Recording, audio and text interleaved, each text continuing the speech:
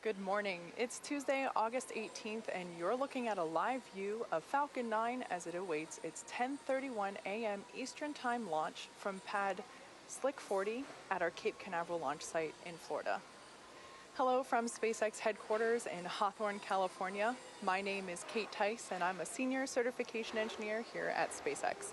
You're watching a live webcast for our 11th Starlink mission. This morning's launch represents a couple of milestones: our 14th mission of 2020, our 90th Falcon 9 mission, and the first time for reusing a booster for the 6th time. To date, we've launched nearly 600 Starlink satellites to orbit. As a reminder, Starlink is a constellation of satellites that can provide high-speed, low-latency internet all over the globe, particularly in remote or rural areas where connectivity is limited or completely unavailable. We have 3 small-sat passengers on board today's mission for our customer Planet, the operators of the largest constellation of Earth observation satellites. You may remember we also successfully launched 3 SkySats for Planet on a Starlink mission in June earlier this year. The satellites on today's mission will enable high-resolution imaging of a single location up to 12 times a day. They'll be joining 18 SkySats already in orbit, completing Planet's fleet of 21 satellites, making it the largest high-resolution fleet of satellites in orbit to date. Now, in order to make room for those 3 rideshare passengers, we will be launching 58 Starlink satellites today into low Earth orbit instead of the usual 60, as we have done in the past. Planet's SkySats will deploy in 3 sequential maneuvers beginning at about 12.5 minutes after liftoff, and the Starlink satellites will deploy at 46 minutes after liftoff. So at this point, we're at just under 8.5 minutes until liftoff, and right now all systems are go for an on-time liftoff this morning.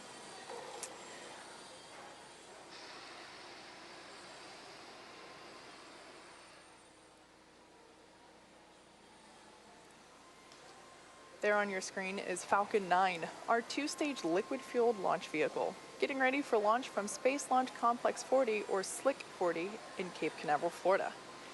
Falcon 9 stands 70 meters tall, which is just greater than the wingspan of a 747 aircraft. Today's flight will be the 6th flight for this booster. It previously supported the Telstar 18 Vantage mission, Iridium 8, the first Starlink mission, as well as the 3rd and 8th Starlink missions.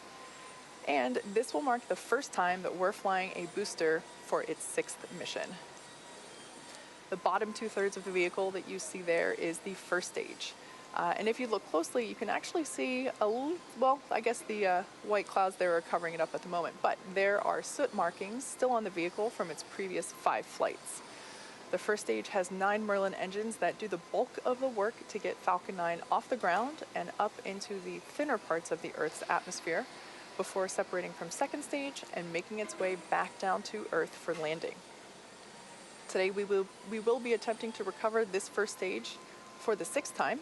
This time we'll be doing that on our drone ship, Of Course I Still Love You, which is currently stationed in the Atlantic Ocean. You can see it there on your screen, about 350 nautical miles northeast of our Cape Canaveral, Florida launch site.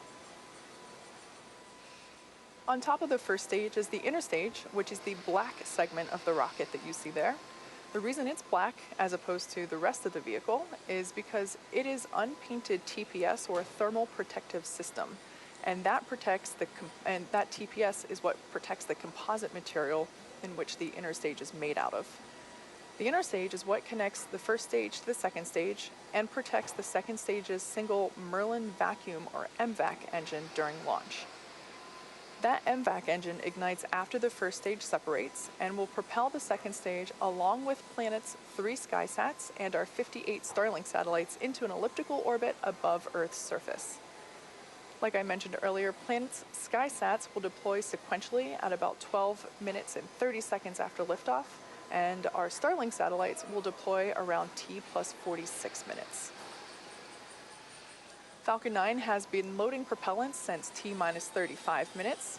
As a reminder, Falcon 9 uses a rocket-grade kerosene, which we call RP1, for our fuel, and super-chilled liquid oxygen, or LOX, as our oxidizer.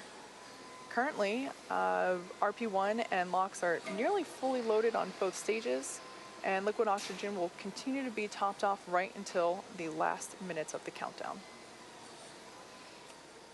The stack of 58 Starlink satellites and 3 SkySats are safely enclosed right inside of that structure, our payload fairing, which is a 17-foot diameter structure at the top of the rocket. The fairing protects the satellites from aerothermal heating, aerodynamic loads, and contamination during the ascent phase. Once we reach the vacuum of space, we'll jettison those fairing halves while the second stage will continue on to orbit. The fairing halves that we're using today previously flew on the Starlink mission that we launched earlier this year in January. We will be attempting to recover these fairing halves today using our recovery ships, which you can see there on your screen, Ms. Chief and Ms. Tree. At approximately T plus 40 minutes, or roughly 2 minutes before landing, the recovery team will perform a poll to confirm if we're good to make a safe catch attempt. As you might imagine, weather plays a big factor into that go, no-go decision for the catch attempt, as it can impact not only the sea states for the boats, but also the fairing's altitude, position, and speed, which impact all how the fairing will fall back to Earth. As of right now, weather is looking good. We have got blue skies and just a couple of clouds there at Cape Canaveral, Florida. The vehicle, the satellites, and the weather and the range are all looking good for an on-time liftoff of 10:31 a.m. Eastern at just under 4 minutes from now.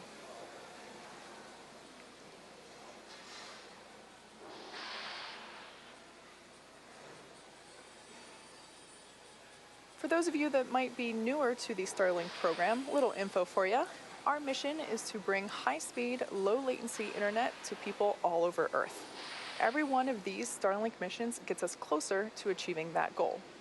Some of the most exciting opportunities for Starlink are locations where traditional fiber or cable is simply not practical, such as rural and remote communities. It's also exciting for places where fiber and cable are impossible, such as aircrafts and cruise ships. This is a big endeavor, and we have a lot of work ahead of us, but today's launch gets us one step closer to these goals. If you're interested in getting future news about our Starlink service, head on over to starlink.com and sign up for updates. And if you're interested in helping roll out Starlink to the world, our Redmond, Washington location, which is just outside of Seattle, is looking for talented software engineers. The software engineers here at SpaceX get to drive work across exciting projects such as our rockets, spacecrafts, and satellites and ground systems. Send your resume to softwarejobs@spacex.com if you're interested in joining our team. So right now, we are just under 2.5 minutes from liftoff, and Falcon 9 is moving into the final stages of the countdown. Right now, the first and second stages are nearly fully loaded with 1 million pounds of kerosene fuel and liquid oxygen. Fuel is completely loaded. LOX on the first stage is also completely loaded, and we are continuing to top off the liquid oxygen loading on the second stage. Super chilled liquid oxygen, which, like I mentioned, we call LOX, is our propellant oxidizer, and that's what is creating those white clouds around the vehicle that you see there. This happens when liquid oxygen is exposed to ambient air, which is warmer, and causes the liquid oxygen to evaporate into gas and form those white clouds. The first stage should finish prop loading here, and actually I just noticed that all fuel tanks and liquid oxygen tanks are now fully loaded, so complete there on the prop load. Here in just 30 seconds or so, we'll hear a call out that Falcon 9 is in startup. It means that the rocket's autonomous internal flight computers have taken over the launch countdown. At T-minus 2 seconds, the Merlin engines will light and liftoff will be commanded to the vehicle at T-minus 0. So right now, as we approach the T-minus 1 minute mark, the Starlink payload and the Planet payloads continue to look healthy. Falcon 9 team is tracking no issues on the rocket. Weather continues to look good, and the range is green for launch. Falcon 9's in startup.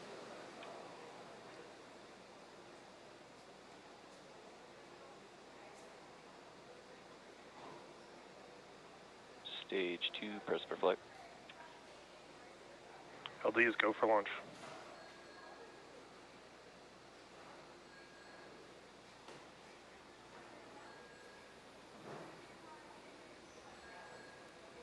T-minus 30 seconds.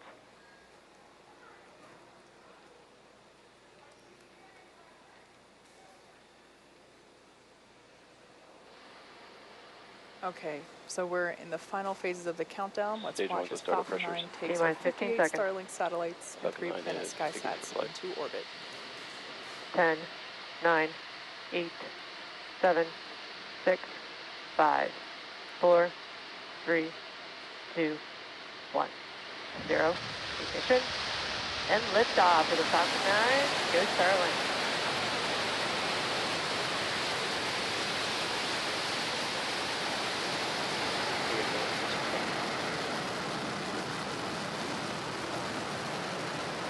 Stage 1, propulsion done.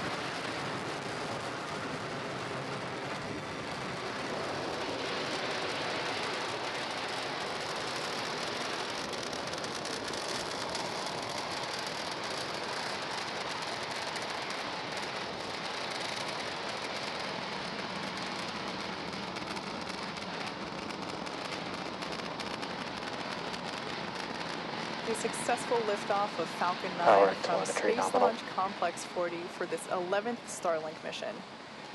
The 3 Planet SkySats and our 58 Starlink satellites are on their way to space. In about 10 seconds, we will be approaching max Q. Merlin engines are now Vehicle throttling supersonic. down as they anticipate the moment of greatest aerodynamic pressure.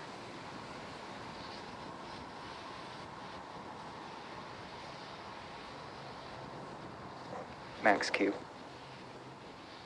All right, we just went through max Q, and the vehicle is now supersonic,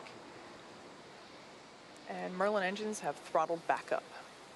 So coming up in about a minute, we'll have 3 events happening back to back. First will be main engine cutoff, or MECO. This is where all 9 Merlin engines will shut off to slow the vehicle down in preparation for the second event, stage separation.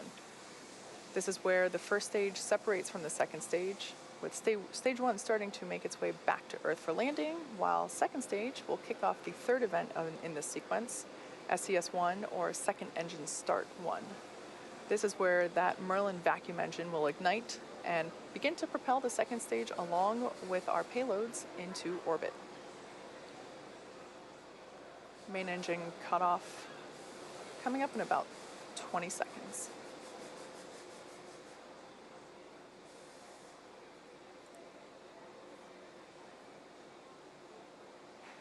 Everything continuing to look nominal for stage 1.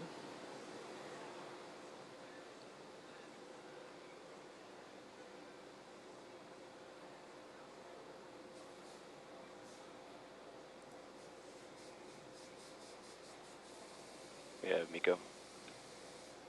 Stage separation confirmed.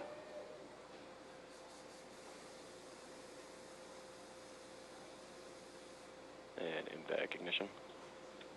All right, so there we saw those 3 events all happen in quick succession.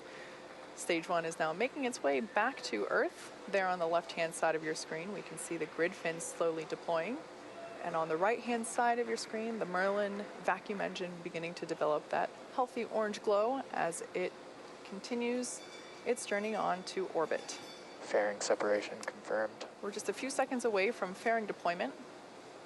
There we go. Visual confirmation of fairing deployment. Once again, as a reminder, we flew those fairings on a previous Starlink mission in January earlier this year. So with that, we have successfully reused this fairing pair.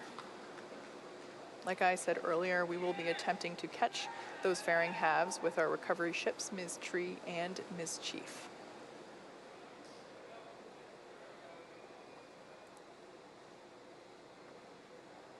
Bermuda acquisition of Everything signal. continuing nominally.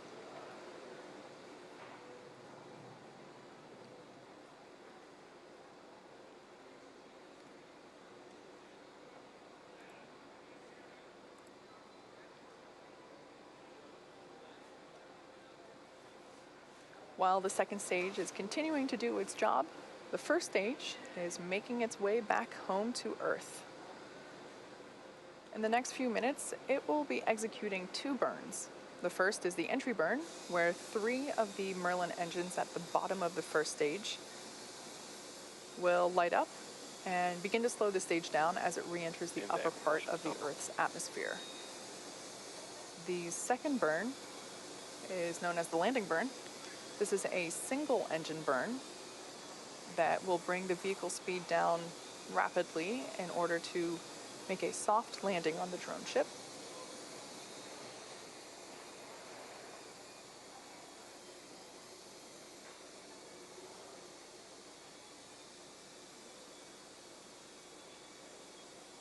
The 58 Starlink satellites that are being carried along on the right-hand side of your screen there by the second stage will be joining our constellation of over 600 Starlink satellites that are already on orbit, which once again are designed to provide high-speed, low-latency internet to people on Earth. This is particularly important for places where good internet is hard to access, as well as places where wired or grounded internet is impossible, such as ships and airplanes. We're 1 minute away from the beginning of that entry burn. On the left-hand side of your screen, we can see stage 1 coasting using nothing but those grid fins. We see them articulate here and there as they continue to steer. And we also utilize nitrogen gas for occasional little bursts of that nitrogen gas, and we use that for attitude control, which sometimes you can catch a glimpse of as little white puffs.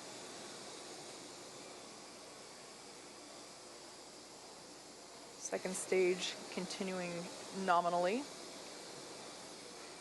now at 1.5 Gs for acceleration.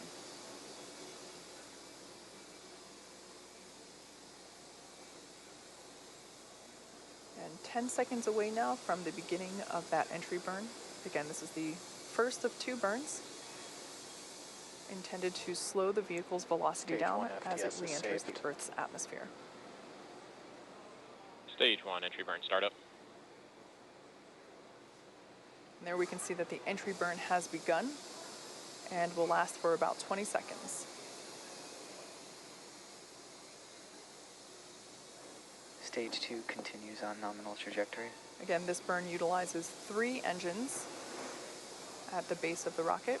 And Stage there 1 we entry can burn see shut the down. entry burn has concluded. Second stage trajectory is still looking nominal.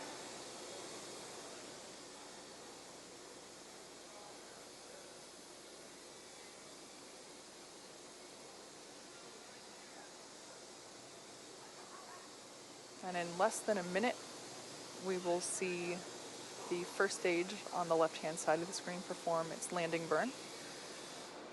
Looking back at our second stage, everything continues to look good. Once again, we are carrying 58 Starlink satellites prepared to join the over 600 Starlink satellites that are already on orbit, as well as 3 rideshare satellites for our customer planets. Those 3 SkySats will join the 18 SkySats that are already also on orbit. We're about 15 seconds away from landing burn. Terminal guidance.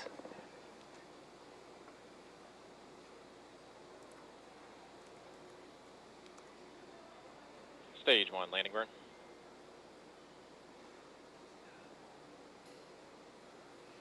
And landing burn has begun. We should see the Stage plume 2 from the FTS is rocket saved. appear on the screen here. Stage in 1, a landing second. leg deploy.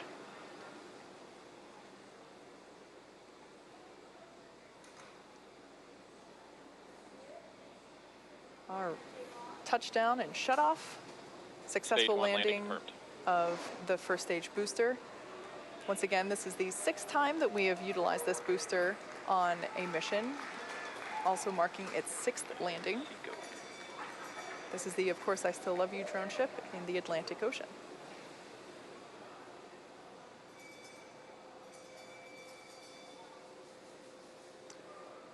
So turning our attention back to second stage, we've had Nominal orbit confirmation insertion. of second engine cutoff, or SECO-1. And we also have confirmation of a good Usually orbit. acquisition of SECO. So now that stage 2 is going to coast in this orbit for another 3.5 minutes, we're going to take a quick break, and we'll be back at T plus 12 minutes for the deployment of Planet's 3 SkySats.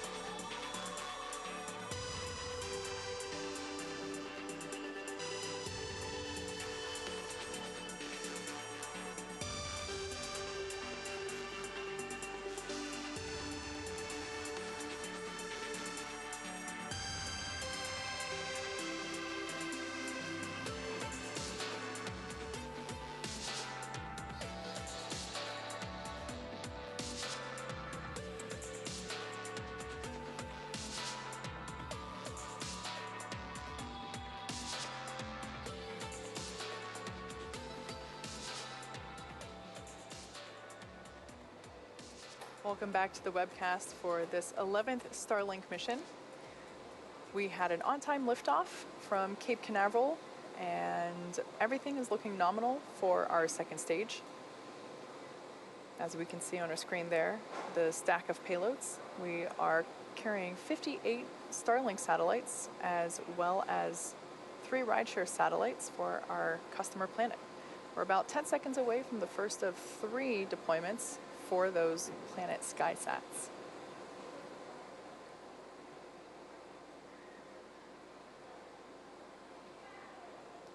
SkySat 21 deploy confirmed.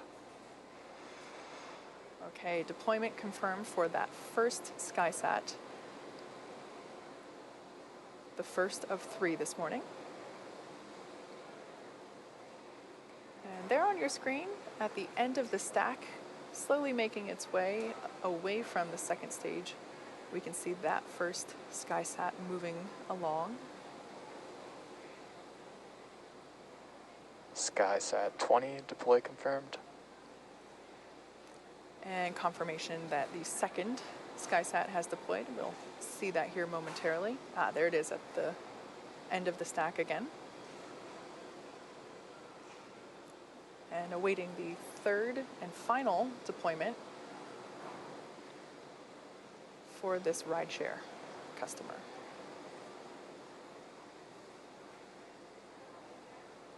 And SkySat 19 deploy confirmed. And deployment confirmed for that third and final SkySat for our customer planet. These 3 SkySats will be joining 18 already on orbit, which will complete the fleet of 21 and make it the largest high-resolution fleet of satellites in orbit to date. Like I mentioned before, they'll be capable of imaging a single location up to 12 times a day. Right now, Stage 2 is going to continue to coast in this orbit for a few more minutes. During this time, it will start to spin along its central axis, which will give those Starlink satellites the momentum they require to space themselves out over time after deployment at T plus 46 minutes. So right now, we're going to take a break, but stay tuned because we'll be back at T plus 45 minutes in preparation for the deployment of those 58 Starlink satellites. Stay with us.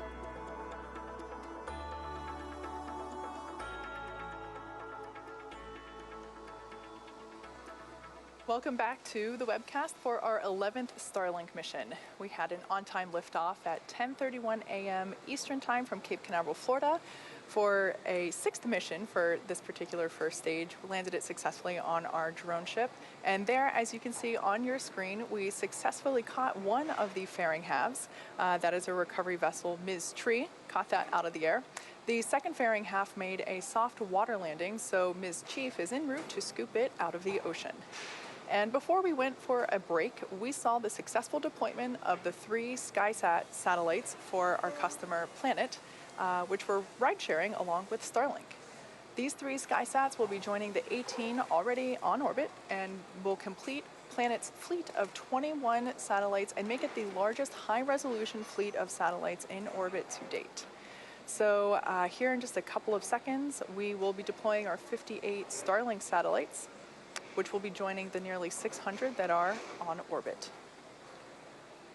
Now, there is a chance, and it looks like, I was just going to say that Starlink tension rod separation confirmed. we have an expected loss of signal over our ground station. There we go. We can see the visual confirmation of Starlink deployment.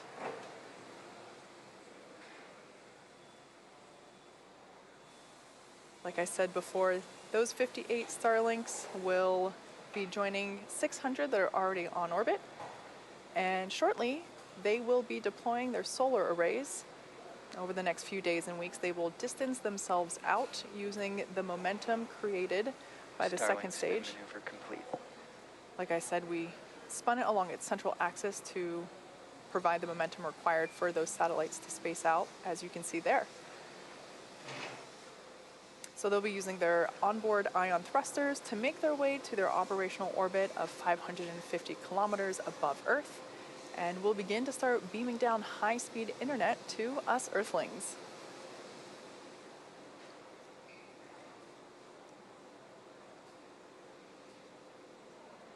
And with that wonderful view of those Starlink satellites floating out into space, we will now bring our webcast to a close this morning. We'd like to thank our customer Planet for their continued support riding on board Falcon 9, as well as the FAA and the 45th Space Wing for supporting today's mission. If you're interested in getting future updates about Starlink launches, as well as general updates about future service availability, head over to starlink.com, sign up for updates, and we will see you next launch. Until then, have a good one.